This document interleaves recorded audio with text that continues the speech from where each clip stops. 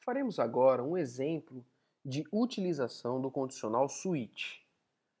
Eu já deixei esse exemplo iniciado, ok? Então, rapidamente aqui, passando pelas linhas, nós temos aqui na primeira a criação de uma scanner, que lerá o teclado, e aqui já estou pedindo para que o nosso usuário digite um número. O nosso objetivo será solicitar que ele digite um número inteiro.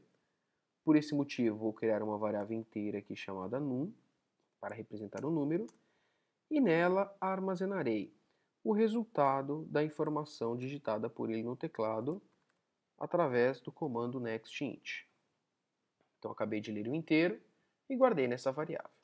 Agora vamos começar a criar aqui o nosso switch. O operador switch ele é utilizado da seguinte maneira. Vocês devem escrever switch, abrir em parênteses e dentro desses parênteses vocês vão colocar qual variável será utilizada para a observação do switch. No caso, nós vamos utilizar a variável num. Abro chaves, dou um Enter, o NetBeans já colocou a chave para aqui correspondente ao meu switch. Muito bem. Aqui dentro agora desse switch, eu devo codificar aqui os meus cases para trazer o comportamento condicional que eu espero. Então, por exemplo, suponhamos que eu queira basicamente validar se o número digitado pelo usuário é um número par ou um número ímpar. Então vamos lá. Caso o número digitado por ele seja igual a 1, eu quero imprimir na tela. Este número é um número ímpar. Muito bem. Ok. No entanto, se o nosso usuário digitar o número 2, por exemplo, eu quero dizer que este número é um número par. Ok? Vamos executar este código e ver como ele funciona? Ok. Executando, vamos digitar o número 2, ele disse que o número é par. No entanto, se eu executar novamente este código e digitar o número 1, opa, ele disse aqui número ímpar e número par.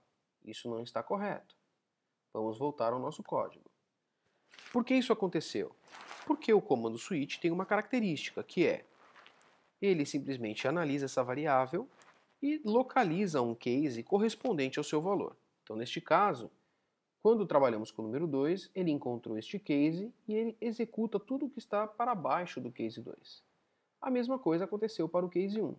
Só que percebam, tudo que está abaixo do case 1 compreende esta linha e também esta linha.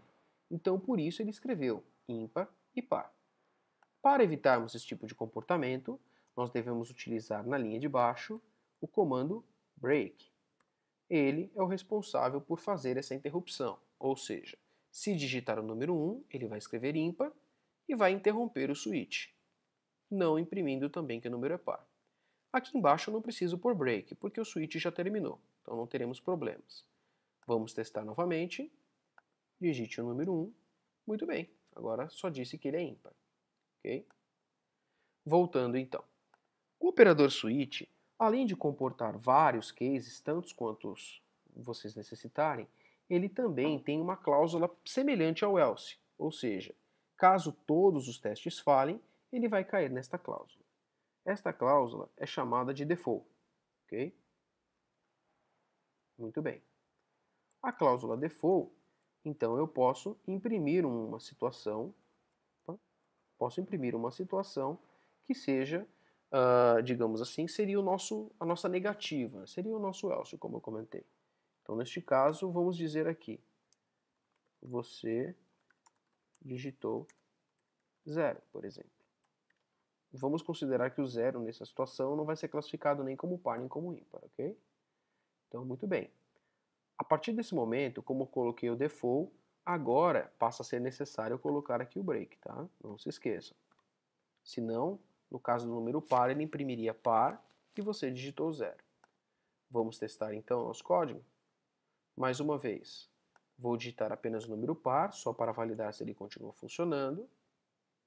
Disse lá é par.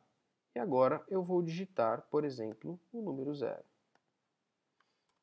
Muito bem. No entanto, o nosso código está bem simples, né? Estamos trabalhando apenas com dois números. Se eu digitar o número 3, por exemplo, não vai se enquadrar nessa situação, nem nessa situação. Ele vai acabar caindo aqui no default dizendo que digitou 0, ok? Então o que eu posso fazer? Eu posso trabalhar com mais de um case. Por exemplo, eu poderia fazer algo desse tipo. Case 3, case 5 e assim por diante. Percebam que ainda não é a melhor opção para você trabalhar com cases, ok? Para esse tipo de caso, de várias possibilidades, vários condicionais, ok? Certamente um if seria mais interessante, mas só para que vocês percebam aqui como é possível utilizar. Inclusive, podemos colocar vários cases na mesma linha também. Esse tipo de notação é aceito pela linguagem, ok?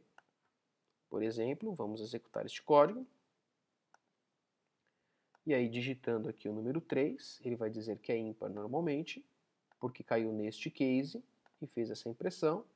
Agora vamos digitar o número 6 para testar o trecho de baixo. Digitei o número 6, disse que é par, justamente caindo então nessa segunda condição, ok? Muito bem, pessoal. Este foi o nosso exemplo de utilização do switch.